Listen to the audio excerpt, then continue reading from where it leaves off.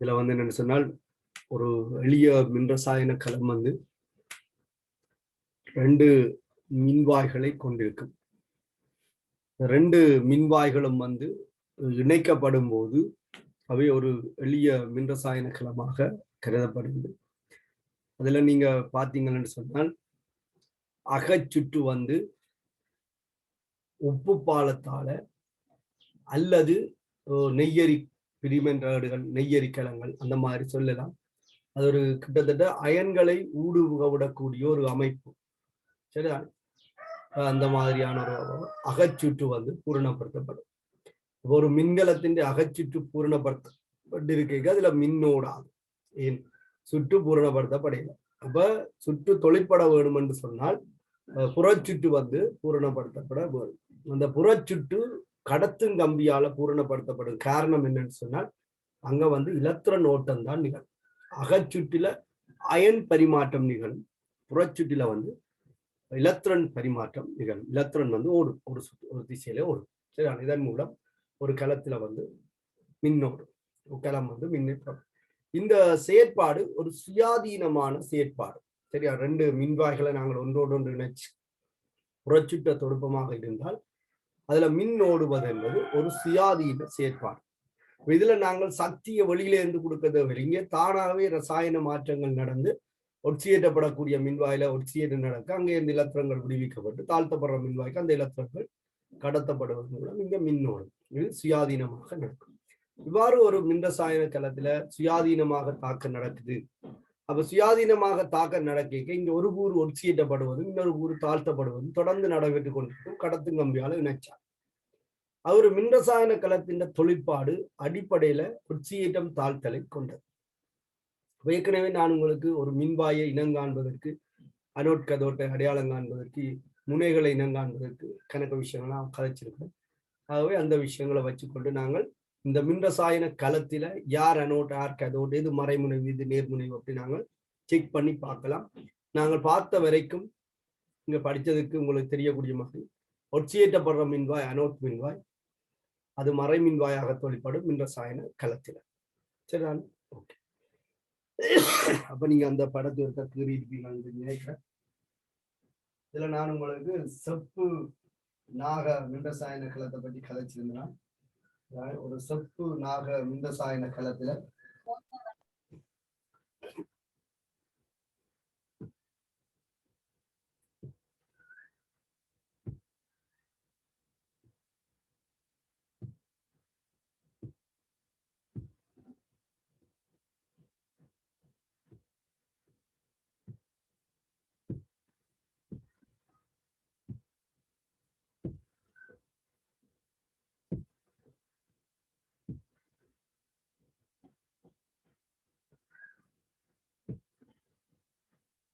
பாருங்க. இதை வச்சுக்கொண்டு நாங்கள் ஒரு மின்ரசாயன களத்துக்கு பேர் போடுறது சம்பந்தமாக பார்ப்போம். இந்த மின்ரசாயன களம் கீறும் போது, சரியான மின்ரசாயன களம் கீறும் போது அனோட் எந்த பக்கம் இருக்கணும், கதோட் எந்த பக்கம் இருக்கணும் என்று எந்த விதமான நிபந்தனைகளும் இல்லை. எந்த ஒரு சைட்லையும் அனோட் இருக்கலாம், எந்த ஒரு சைட்லையும் கதோட் இருக்கலாம். சரியா? ஏற்கனவே நான் உங்களுக்கு சொன்னால் ஒரு சட்டன் மின்வாய்,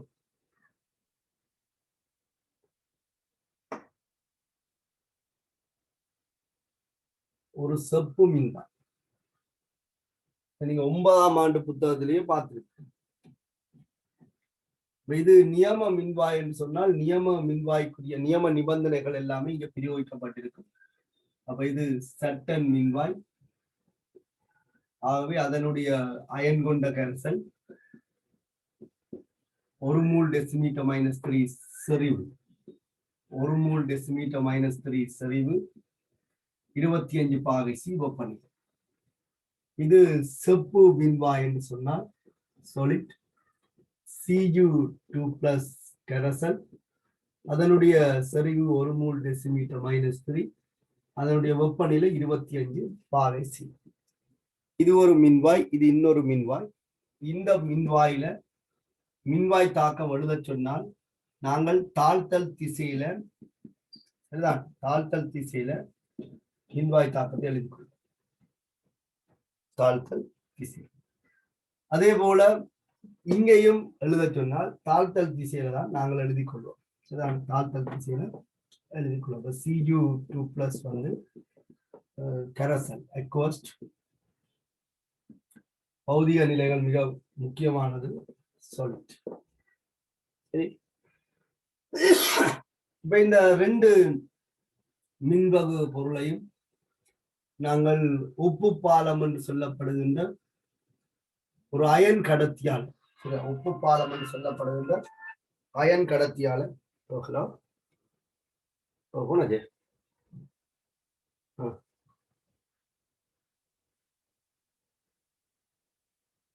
சரி, ஓகே, நான் பாருங்க. பத்தரைக்கு வா. சரி.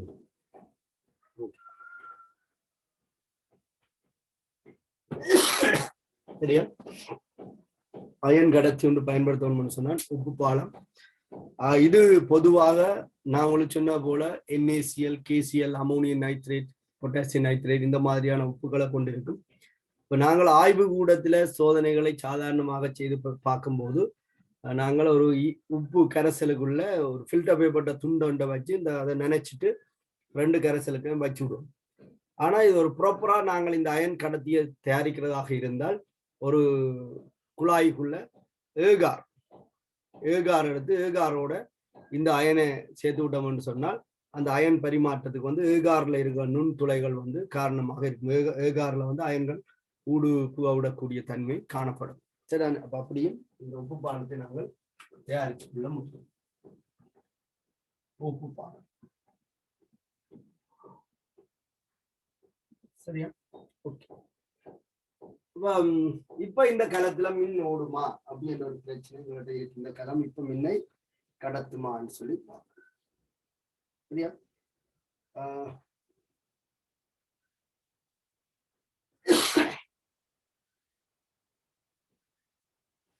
சரியா, இந்த களம் இப்ப மின்னை கடத்துமா என்றா ஒரு பேட்டரியில சாதாரணமாக என்ன செய்யாது, மின் ஓடாது. காரணம் இன்னும் சுற்று பூரணப்படுத்தப்படல. அப்ப இந்த மின்வாயில இந்த மின்வாய் அழுத்தம் காணப்படும்.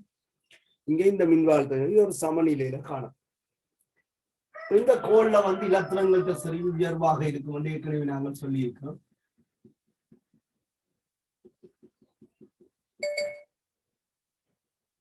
இந்த கோள்லயே இலத்திரங்கள் இருக்குன்னா ஆனா சரிவு குறைவாக இருக்கும். இந்த 2 மின்வாய்களும் வந்து ஒரு கடத்தும் கம்பியால இணைக்கப்படும் போது இலத்திரன் அடர்த்தி கூடின இடத்துல இருந்து இலத்திரன் அடர்த்தி குறைஞ்ச இடத்துல நோக்கி இலத்திரன் பாய். அதாவது சட்டன் மின்வாயில இருந்து செப்பு மின்வாயை நோக்கி இலத்திரன் பாய்ச்சல் நிகழும். ஆகவே இந்த மின்வாய் வந்து இலத்திரனை வெளியில விடுது. நான் உங்களுக்கு சொல்லியிருக்கேன் முதலே இதுகள் சம்பந்தமாக கதைக்குதான். அதுக்குதான் ஒரு பேட்டரியில இலத்திரன் வெளிப்படுகின்ற மின்வாய் வந்து மறை மின்வாய். ஆகவே சட்டன் மின்வாய் இப்போ ஒரு மறை மின்வாயாக அடையாளப்படுத்தப்பட போகுது. காரணம் சட்டன் மின்வாயிலிருந்து இலத்திரன் வெளியில வருது. இலத்திரன் உள்ள போற மின்வாய் நேர் மின்வாய், எங்களுக்கு அவ்வளவு தெரிஞ்சிருந்தால் போதும். ஆகவே இந்த மின்வாய் வந்து நேர் மின்வாயாக தொழிற்பட போகுது. இது ஒரு சட்டன் செப்பு மின் ரசாயன களம். சரிதான், மின் ரசாயன களம். இதுல நாங்கள் எளிய வோல்டா களம் அப்படின்னு சொல்லலாம். வோல்டா களம் என்று சொல்லுவோம். 9ஆம் ஆண்டு புத்தகத்திலே இருக்கு எளிய வோல்டா களம்.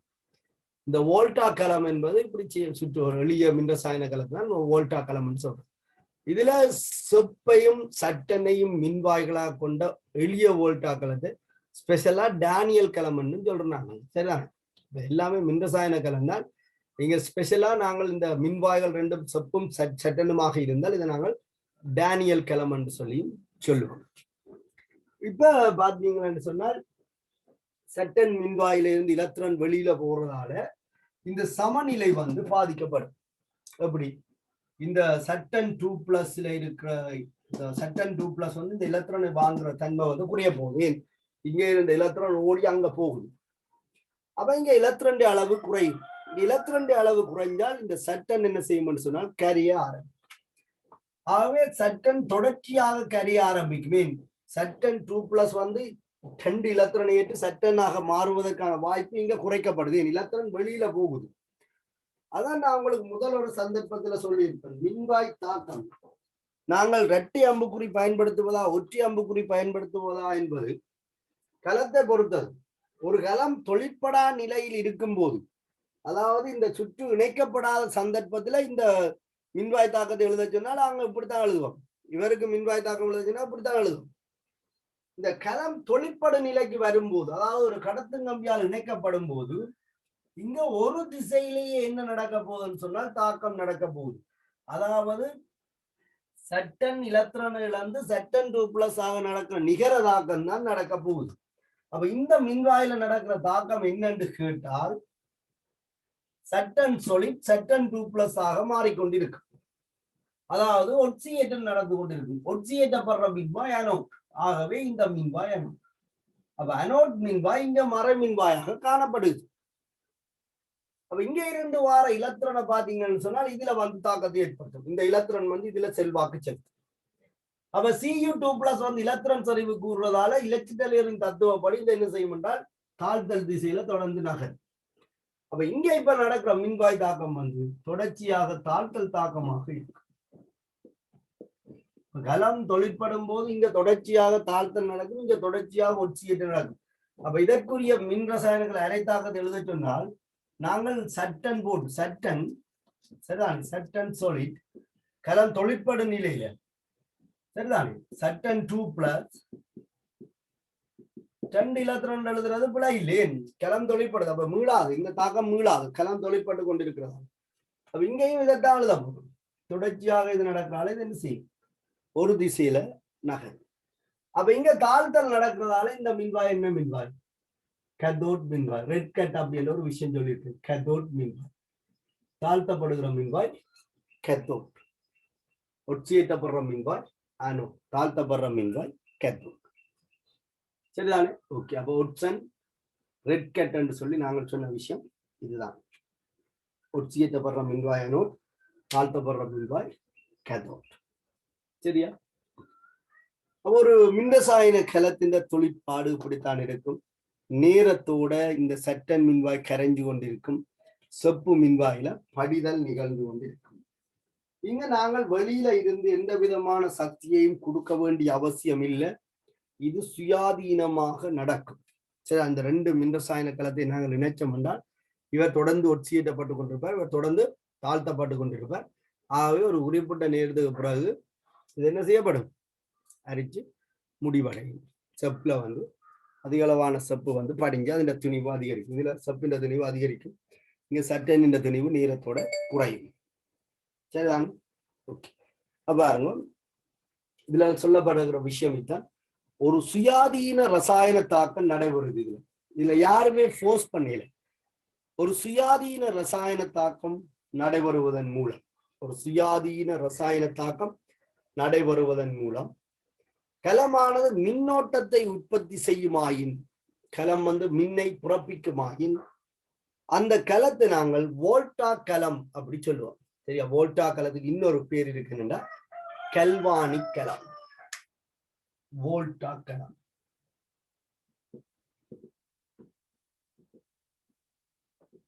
அல்லது கல்வானி கலம். வோல்டா கலம் அல்லது கல்வானி கலம் என்று சொல்றோம். ஒரு கலம் வோல்டா கலம் அல்லது கல்வானி கலம். அப்ப இதுல ஒரு கல்வானி கலத்தின் கல தொழிற்பாடு இங்க நடக்கிற ஒட்சியேற்றத்தாலையும் இங்க நடக்கிற தாழ்த்தலாலையும் தான் நடந்து கொண்டிருக்கு. ஒட்சியேற்றம் தாழ்த்தல் என்ற ஒரு விஷயம் இந்த கல்வானி களத்துல அல்லது வோல்டா களத்துல இன்றியமையாது. சரி, மற்றது ஸ்பெஷலா நாங்கள் ஒரு விஷயத்தை மென்ஷன் பண்றோம்.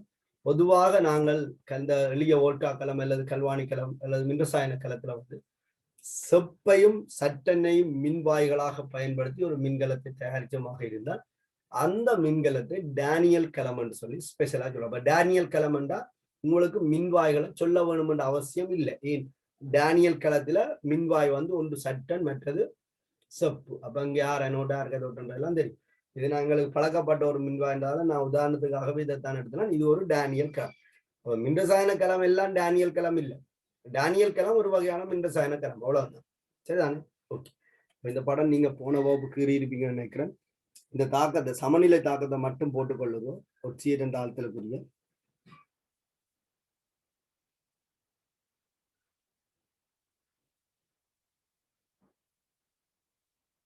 எழுதிக்கொள்வோம்.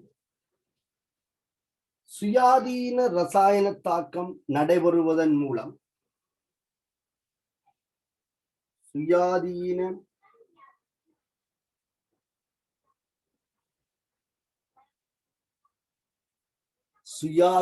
ரசாயன தாக்கம் நடைபெறுவதன் மூலம்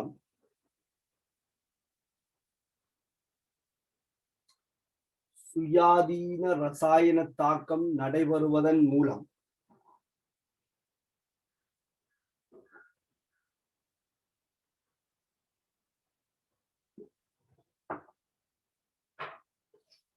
சுயாதீன ரசாயன தாக்கம் நடைபெறுவதன் மூலம் களமானது மின்னோட்டத்தை உற்பத்தி செய்யுமாய்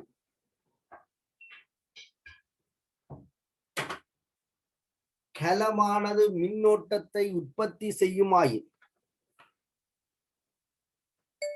களமானது மின்னோட்டத்தை உற்பத்தி செய்யுமாயின்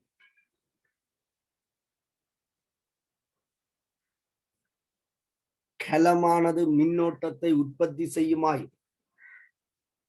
அதனை வோல்டா களம் பார்த்தெழுதிக்கொள்ளுங்க. வோல்டா களம், அதனை வோல்டா களம் அல்லது கல்வானிக் களம் என அழைப்பர்.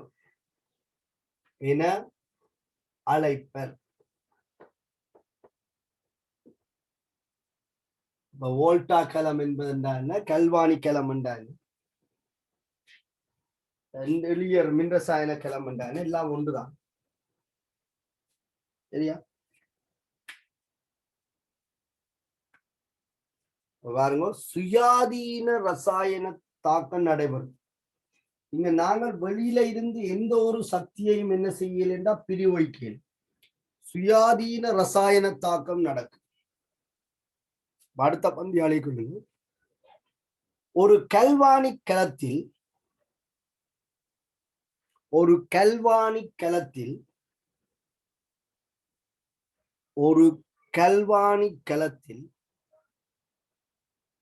கள தொழிற்பாட்டிற்கு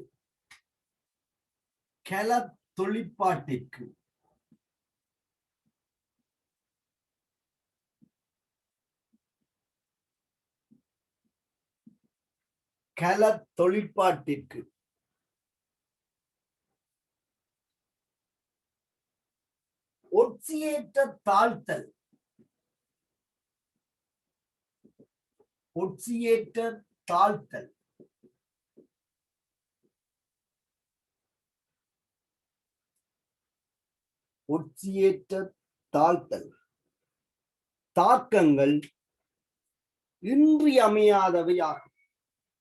ஒட்சியேற்ற தாழ்த்தல் தாக்கங்கள் இன்றியமையாதவை ஆகும்.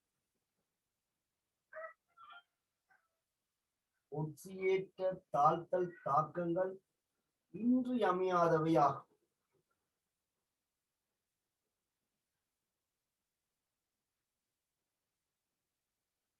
அப்ப ஒட்சியேற்றம் தாழ்த்தல் நடைபெறுவதால் தான் இந்த களம் மின்னை உற்பத்தி செய்யுது.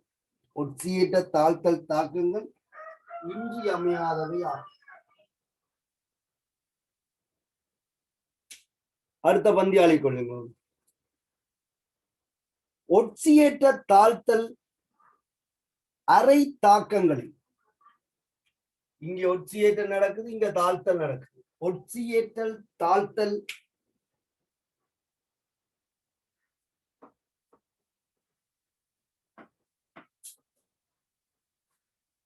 ஒட்சியேற்றல் தாழ்த்தல்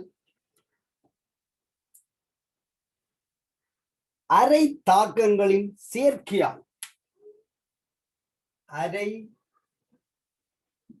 தாக்கங்களின் சேர்க்கையால்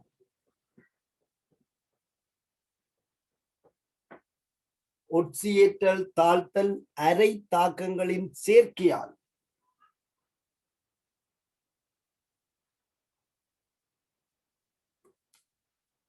முழு கலத்தாக்கத்தை பெற முடியும். முழு கலத்தாக்கத்தை பெற முடியும்.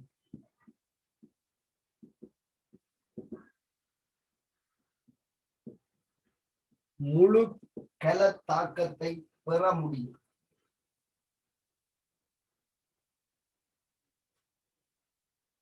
இதுதானே இங்க பாருங்க.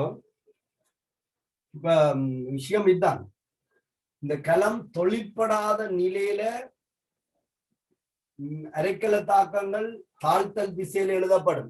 அரைக்கல தாக்கங்கள் அதாவது மின்வாய் தாக்கங்கள் தாழ்த்தல் திசையில் எழுதப்பட வேண்டும். ஆகவே சட்டன் 2+ கரைசல் 2 இலத்திரன் ஏற்று சட்டன் ஆகிறதாகத்தான் தாக்கம் எழுதப்படும். அரைக்கல தாக்கம் அங்க எழுதினவன் சொன்னால் Cu2+ 2 இலத்திரன் ஏற்று Cu-ஆக படிக்கிற மாதிரி தான் அரைக்கல தாக்கங்கள் எழுதப்படும்.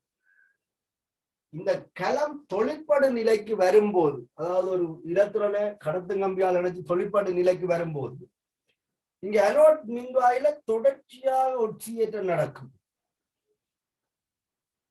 சரியா? அப்ப இங்க விடுவிக்கப்படுகின்ற இலத்திரன் என்ன செய்யப்பட போகுதுன்னு சொன்னால் இங்க Cu2+ வரப்போகுது. சரியா? கடத்தும் கம்பியால இங்க விடுவிக்கப்படுகின்ற இலத்திரன் Cu2+ வரப்போகுது.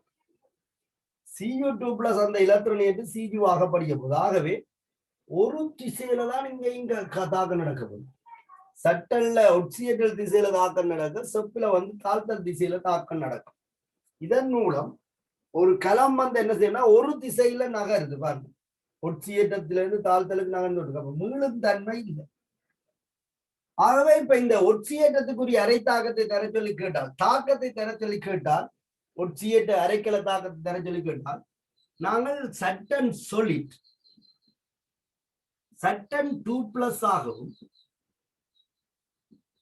2 இலத்திரனாகவும் மாறுவதாக எழுதிக் கொள்ளலாம். இதுல ஒற்றை அம்புக்குறி பயன்படுத்த மற்ற இது தாழ்த்தல் திசையில இல்லை. இங்க நடக்குது ஒட்சியேற்றம் தானே. கலம் தொழிற்படும் நிலையில இருக்க ஒட்சியேற்றம் தானே நடக்கும். இது அரைக்கல தாக்கம். ஒட்சியேற்ற அரைக்கல தாக்கம். ஒட்சியேற்ற அரைக்கல தாக்கம். அதே போல தாழ்த்தல் அரைக்கல தாக்கம்.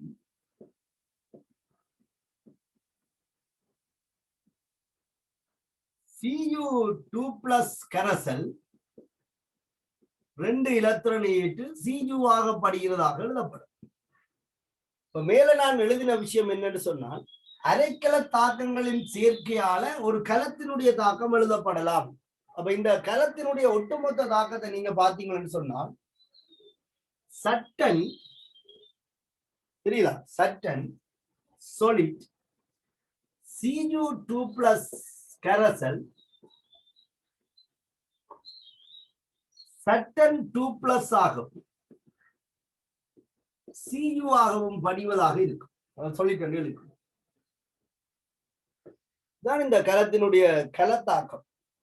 2 அரைக்கல தாக்கங்கள்ட்ட சேர்க்கை. சேர்க்கை என்றால் கூட்டல். ஒட்சியேற்ற அரைக்கல தாக்கத்தையும் தாழ்த்தல் அரைக்கல தாக்கத்தையும் கூட்டி எழுதினோம்னு சொன்னா கலத்தாக்கம் புறப்படும். இதுல நடக்கிற விஷயம் இதுதான். சரிதாங்க? அப்ப நீங்க இப்ப எழுதின விஷயத்திற்காக கவனித்துக் கொள்ளுங்க. ஒட்சியேற்ற தாழ்த்தல் அரைக்கல தாக்கங்களின் சேர்க்கையால் கலத்தாக்கத்தை பெற முடியும். சரிதான்? அடுத்த பந்தியை எழுதி கொள்ளுங்க. ஓர் கல்வானி கலமானது, இந்த வோல்டா கலம், ஓர் கல்வானி கலமானது ஓர் கல்வானி கலமானது ஓர் கல்வானி கலமானது ஓர் கல்வானி கலமானது சட்டன் செப்பு மின்வாய்களை கொண்டிருக்குமாய், இந்த இதான் சட்டன் செப்பு மின்வாய்களை கொண்டிருக்குமாய் சட்டன் செப்பு மின்வாய்களை கொண்டிருக்குமாய் அது டேனியல் களம்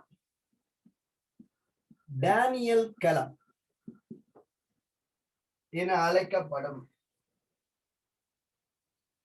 அது டேனியல் களம் என அழைக்கப்படும். அப்ப டேனியல் களமும் ஒரு வகையான மின்ரசாயன களம், எளிய வோல்டா களம் அல்லது சரிதான். அப்ப ஏதாவது ஒரு வகையில நாங்கள் இதை என்ன செய்யலாம் என்று சொன்னால் பேரிடலாம்.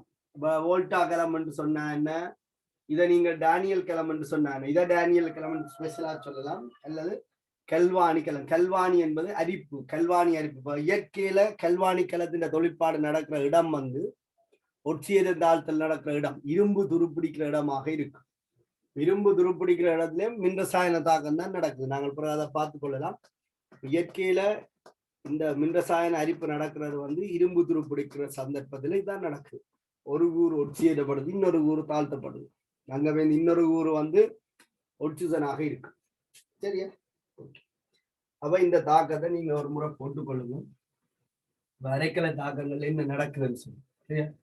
உங்களுக்கு சட்டன் 2+ 2 இலத்திரனை ஏற்று சட்டன் சொலிடாக வரும். அதே மாதிரி Cu2+ 2 இலத்திரனை ஏற்று Cu ஆக வரும். அதன் தொழிற்படு நிலைக்கு வரும்போது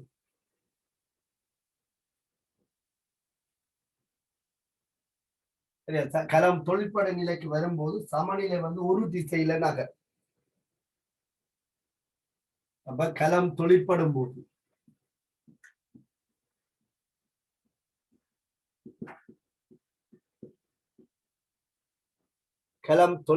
போது ஒரு திசையில நகரும்.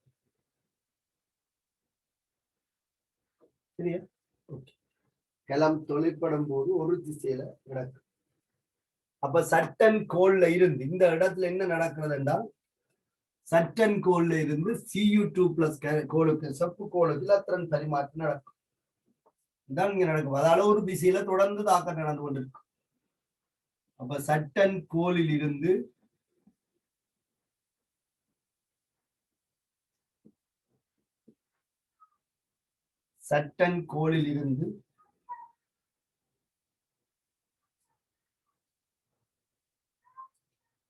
செப்பு கோலிற்கு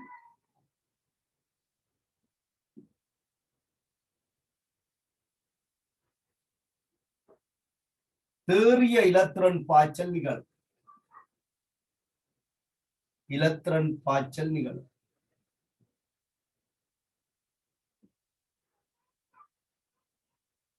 சட்டன் கோலில் இருந்து செப்பு கோலுக்கு தேறிய இலத்திரன் பாய்ச்சல், இலத்திரன் பாய்ச்சல் நிகழும்.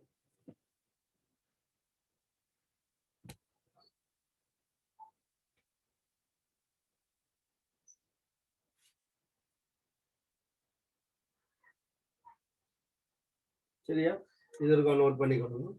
இப்ப கலம் தொழிற்படு நிலையில அரைக்கல தாக்கங்களை தர சொன்னால் நாங்கள் ஒட்சியத திசையிலையும் தாழ்த்தல் திசையிலையும் தனித்தனியாக ஒட்டி அம்புக்குறிகளை பயன்படுத்தும். வேண்டாம், தேறிய பாய்ச்சல் நிகழும். அப்ப நீங்க சமநிலை என்ற ஒன்று இருக்காது. தொடர்ந்து ஒட்சியப்பட்டு கொண்டிருக்கும், தொடர்ந்து தாழ்த்தப்பட்டு கொண்டிருக்கும்.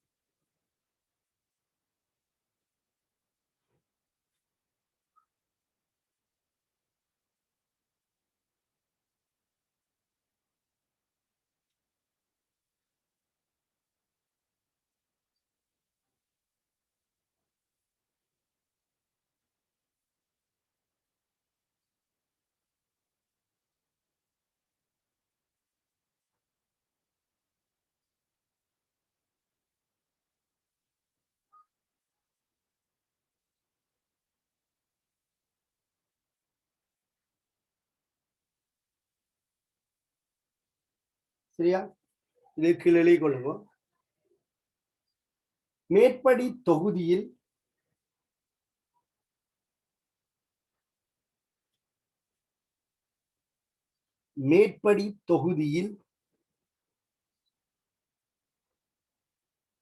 சட்டன் பக்கத்தில் இருந்து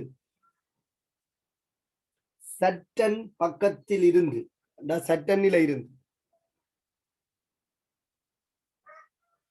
செப்பு பக்கத்திற்கு, சட்டன் பக்கத்தில் இருந்து செப்பு பக்கத்திற்கு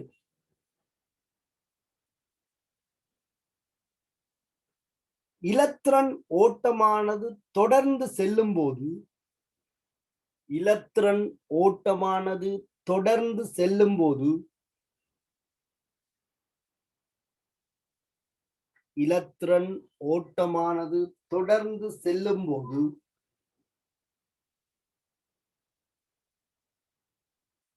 சமநிலை தானமானது மாற்றமடைகின்றது. ஏன்? ഇതിന്റെ சமநிலை தானம் தொடர்ந்து ஒட்சியேற்றப்படுறதால அதிகரிக்கும், ഇതിന്റെ சமநிலை தானம் தொடர்ந்து தாழ்த்தப்படுறதால குறையும். அப்ப சமநிலை தானமானது மாற்றமடைகின்றது, சமநிலை தானமானது மாற்றமடைகின்றது.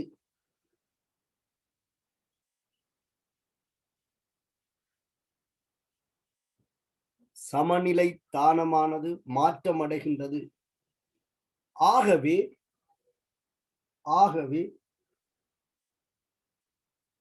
இரு சமநிலைகளும்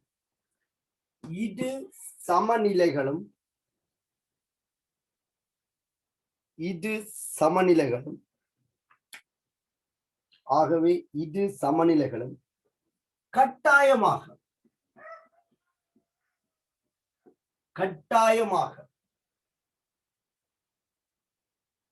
இது சமநிலைகளும் கட்டாயமாக ஒரு பக்கத்திற்கு நிகழும், ஒரு பக்கத்திற்கு.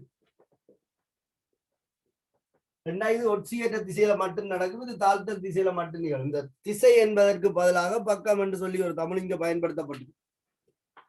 ஒரே பக்கமாக இங்க ஒட்சியேற்ற திசையில நடக்கும், இங்க தாழ்த்தல் திசையில நடக்கும். கட்டாயமாக ஒரு பக்கத்திற்கு நிகழும், ஒரு திசையில நடக்குதுன்னு சொல்லி ஒரு பக்கத்திற்கு நிகழும்.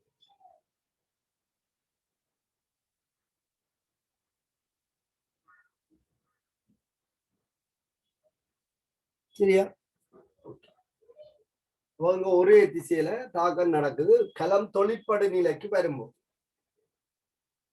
ஆகவே நாங்கள் அரை தாக்கங்களை நீ என்ன செய்யலாம்னா ஒரு திசையில குறிச்சு காட்டலாம்.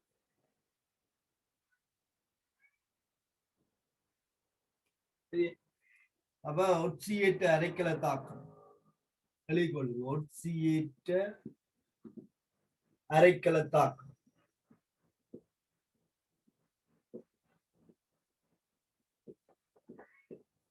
ஒட்சியேற்ற அரைக்கல தாக்கம்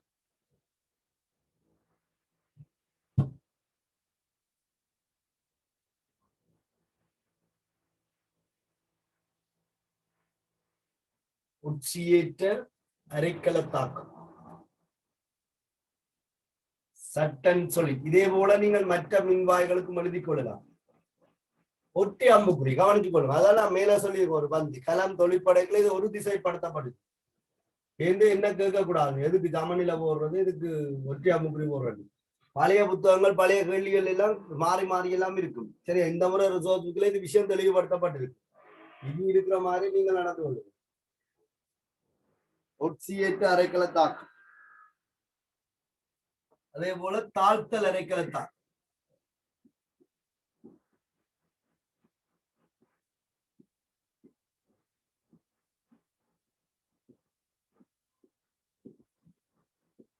தாழ்த்தல் அரைக்கல தாக்கம் இதுவும் ஒரே திசையில வழிபடுத்தப்படுது. Cu2 பிளஸ் 2 எலக்ட்ரான் பெற்று Cu படி.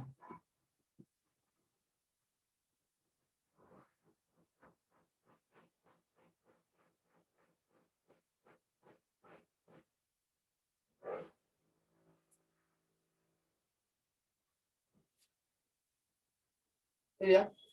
அப்ப கலத்தாக்கம் 2 அரைக்கல தாக்கங்களை கூட்டுவதால பெறப்படும் என்று சொல்லியிருக்கு. ஆகவே கலத்தாக்கம்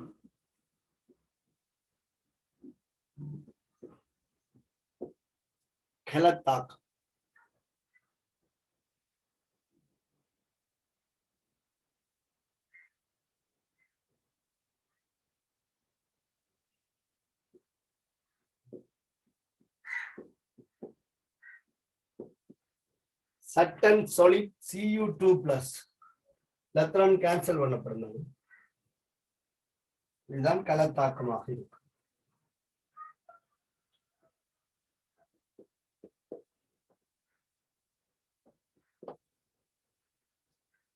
ஒரு கலத்தாக்கம்.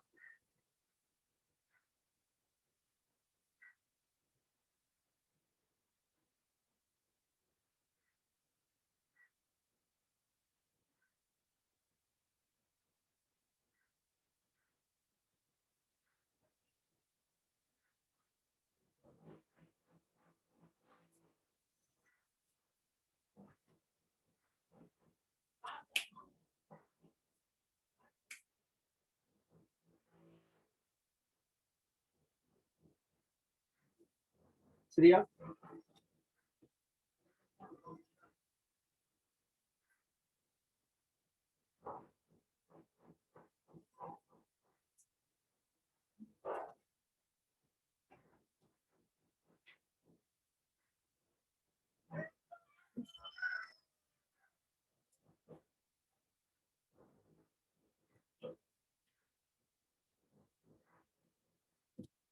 அருண்குமார்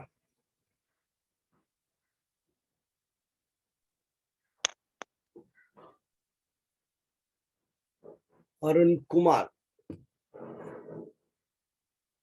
அன்மியூட் ஆகுது இல்ல? இருக்கா? நுண்துளை பிரிப்பான் என்று சொல்லப்படுகின்ற நோட்ஸ் இருக்கா? வாசிங்க. நுண்துளை பிரிப்பான் என்று சொல்லி நான் அந்த நோட்ஸ் இருக்கா? வாசிங்க. அதுக்கெல்லாம் சரியில்லை சார். எங்க போனீங்க?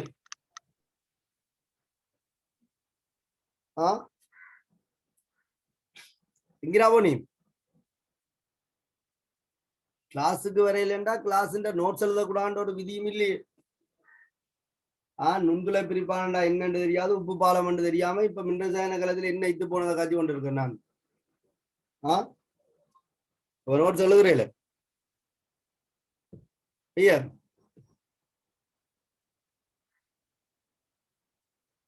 இப்படியே எல்லாரும் ஆளாளுக்கு என்ன நடக்குதுன்னு தெரியாம இருக்கும்.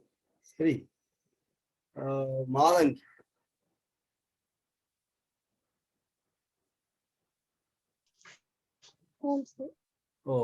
எனக்கு கொஞ்சம் சத்தமா வாசிக்க முடியுமா?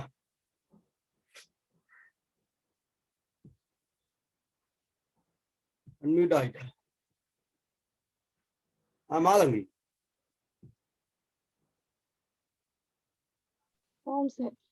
ஓகே, அந்த நோட்ஸ் இருக்கா? சத்தமா வாசிங்க.